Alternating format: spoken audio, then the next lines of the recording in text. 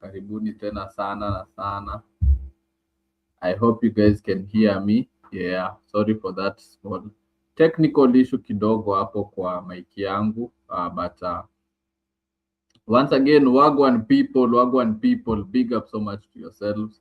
Whenever niko hapa, I'm always happy to be here, happy to speak about football, happy to do some analysis. And tomorrow is the big day. Tomorrow is probably the biggest day in Arsenal's history. It was supposed to be the one for 2006, but they lost the final. So obviously tomorrow is the biggest day ever for Arsenal because they get another chance again to go on and try and win the biggest competition in club football, which is the Champions League. And I'm happy to be here to analyze the game with you. I hope naweza pata mtu Arsenal mmoja. Mzalendo has been MIA kidogo, natafuta mzalendo kidogo tunamtafuta. I hope tutampata because we want to hear from Arsenal fans. We said congratulations to them walishinda ligi.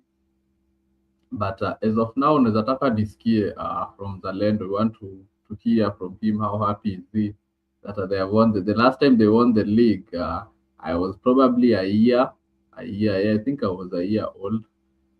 So sikukuwa hapo Invincibles wakichukua. So I'd love to hear from Zalendo atuambie how it was when they went unbeaten and recently wameshinda ligi and I have this prediction yenye nizataka nitwaje. I want this video to be clipped because in the future nizataka ikuje see whether my theory will be proven right or wrong. So next season football, I feel like Arsenal are going on a spree of winning like continuously winning league titles.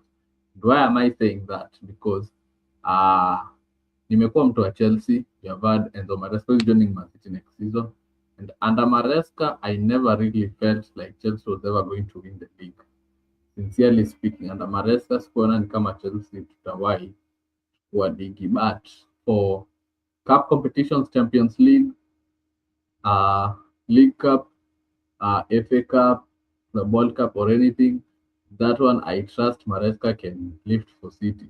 Because anytime you find yourself in a final playing against Maresca, you better be afraid. That guy, the tactics zenye atakuja nazo zitakuchukua. So, and Xabi Alonso, I'm not really the biggest fan of Xabi Alonso. I don't like his style of play. And I feel like it's a good thing he won the Bundesliga with Leverkusen, alimaliza Invincibles. But in that season which he went unbeaten, the moment alifika final na Atalanta, the guy got we got to see the coach he is, which is not good, and he got exposed na kapigwa hat-trick na Lookman. And in that season, if Bayer Leverkusen played the Champions League, they would have gotten exposed. So I'm not really the biggest fan of Xabi Alonso, but nakati hivi na naangalia nasema I don't think anyone Chelsea can get better either other than Xabi Alonso. So for that reason, itabidi tu we have to back him, support him, we see and hope for the best. Ikuwe tu kama a slot where we didn't expect him to come in and he brought glory to Liverpool. So hiyo ndio kama fan wa Chelsea will be my expectations from Xabi Alonso next season. But anyway, that's a different story. So the way I'm seeing it is the managers, the Prem, are still trying to find their foot in Nona. But Maresca come in, you say once again, he needs time to work with the players to create this, Same thing for Xabi Alonso. You start saying, give excuse, I need time, this, and that. The Zabi, good coach, but Spurs cannot challenge for the title. For Carrick, we have to wait and see. Maybe Carrick will be exposed next season. With the Champions League football, FA, Carabao League, the games will be coming thick and fast. I feel like that's when now Carrick will be tested because we get to see whether he can be an elite manager. But otherwise, kudos to him. So nikiangalia the Prem, the managers that are there next season, this new generation, it's only Ateta mwenye has gotten his shit together. Mikel Arteta. So I'm predicting he can go on a run of winning 3 to 4 league titles. just because of the purpose zenye ama zenye wanakuja bado hajashika game. And Mikel Arteta, he has been there for almost 6 years, amekuwa in title races. So and you can see there's a very good process, and his team is only getting better and better. His team can be there for the next 5, 6, 7 years, and you're also on the retire because it's still a young squad. See, at in squad, you can have people who are in their late 30s or mid 30s. But anyway, outside that, nimesema tomorrow in Budapest, Mbivu na Mbichi, Arsenal versus Paris. And one thing yenye naweza sema ni about Arsenal is that mimi nimekuwa fan wa Chelsea. And speaking as somebody who has been a Chelsea fan, I have seen my club lift trophies through something that I call haram football. I've seen us in 2012 parking the bus against Barcelona. I have seen us Nitwaje playing against Bayern Munich in the final. So niseme aje, I cannot sit down and say that it it nullify Arsenal winning the Prem, not the Prem, winning the Europa, the UEFA Champions League for the sole purpose is that because in some sense they're going into the final as underdogs. Yes, they're going as underdogs because Paris have been there before. They have done it. So out and Nakama the the favorites. And of course, Luis Enrique, top world class, the best manager in world football as it stands. And so the way is the same. Arsenal have a chance of winning tomorrow. So the sole reason nasema hivyo because I have seen team nimeona Chelsea imecheza ram football, get to the final, win the Champions League, be solid in defense, poor attack yetu in 2021 ilikuwa ni Werner, Havertz, Pulisic or Mount. Those are washed up players, and those are the guys that won Chelsea the Champions League. So easy we can look at it from Trossard or Martinelli, Gyökeres, Saka. That's a weak side.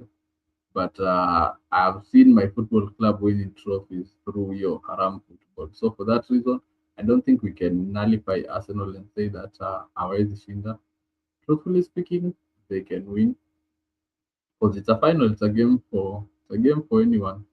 But outside that, niseme Paris, this if finally Champions League itakuwa will be one which PSG will be tested because last year were tested. And why am I saying that? Because Inter Milan, the only reason they got through past Barcelona is because the defense was awful. That's why we had a very very much entertaining game. It was end to end and to end and to end. So Inter walikuwa na attack poa ya kina Lautaro Martinez and Marcus Thuram. So those guys are it's a good uh, center forward partnership because it's a striking power. Give Lautaro chances na your high line, you will score them. Same thing for guys like Lamine Yamal. Given chances, they will score. So and the moment which Inter left the final, it's when they got exposed because you met a side which was good in defensively and also good attacking wise, and the manager that they have on Luis Enrique hapo. And Luis Enrique being Luis Enrique and same that guy is like a tactician. Luis Enrique is somebody who can outclass you and he can school you and teach you.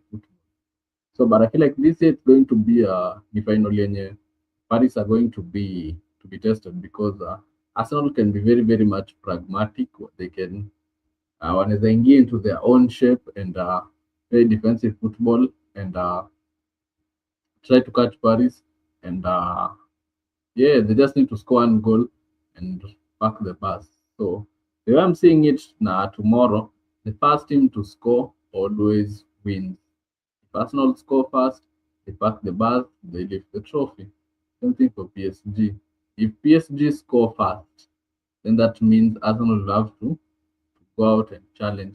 When you go out to challenge, you give Kvaratskhelia, you give Due, you give Dembele opportunities. And when you give them opportunities, and it's one of the best attacking forces in the world right now. then they will score. They will outscore. They'll score many goals.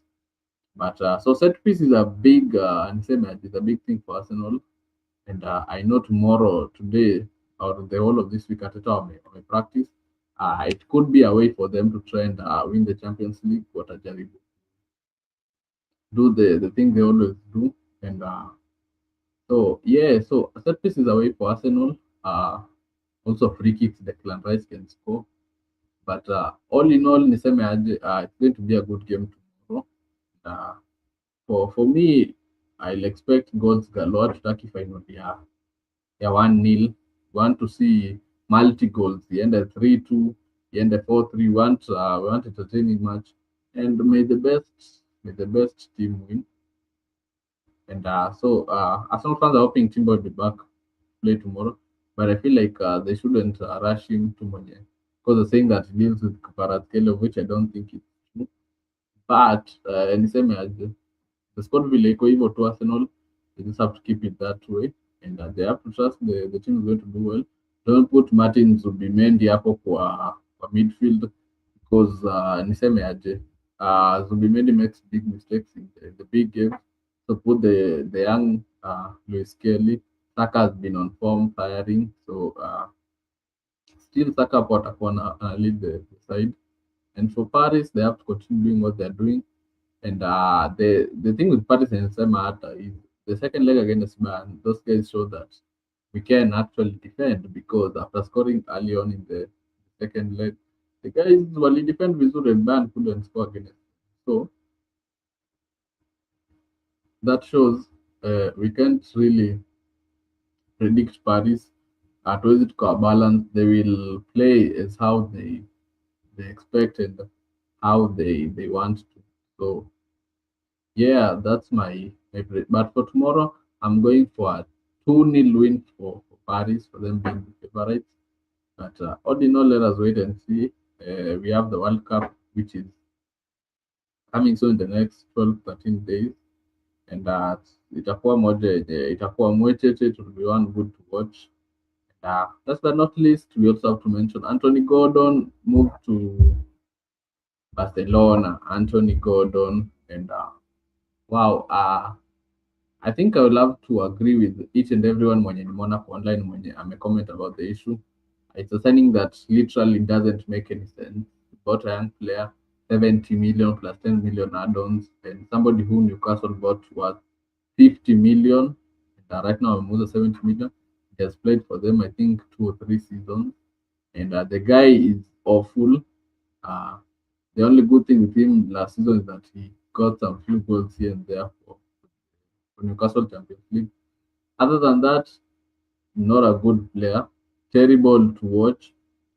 The only good reason, the only thing that Hansi Flick bought him is because of his ability in counter pressing. That's what they bought him for, and that's the reason why Niseme hata wataki Rashford because they want Gordon. Yeah, sorry for that. But outside his ability to counter press, Gordon is not a good player. He's not somebody mwenye niseme ati anakuja niseme aje he assists, scores or anything. He is just an average midfielder who's supposed to play in the Prem. But now that I joined Barcelona, we are compelled to wish him the very, very best. And Julian Alvarez, good signing. That's the player which Barcelona I think should have pushed for before even getting Anthony Gordon. Anthony Gordon angemwachia to Bayern Munich. So it's a very, very terrible signing. But I hope Barcelona can go and get this guy, Julian Alvarez, good striker. But still, even if they get Alvarez, still bado I feel like there's a centre back issue, and Stones left City is a free agent. So why not go and get a John Stones? Keep him fit. Could be good for your side. Bernardo Silva is out of contract. He has wanted a move to Barcelona for the last 3 or so years. So go and get yourself a Bernardo Silva and two centre backs. Bring in a striker, and instead of Gordon, just keep Marcus Rashford. and the squad will be good to go next year to challenge for the Champions League. Uh, that said, that's my 2 sentences, and tumekafunga hapo. Otherwise, thank you guys for 2K subscribers on YouTube, and after 2K subscribers, we moved to 5K to 10K. So right now, road to 5K. As we're grateful. Kuna political interviews zenye zinakuja kwa wingi day in, like every weekend for political interviews. So guys, to stay tuned and watch. And as always, football for life. We meet tomorrow 10 p.m. after the game, and I hope to have a full house so that we can discuss the game.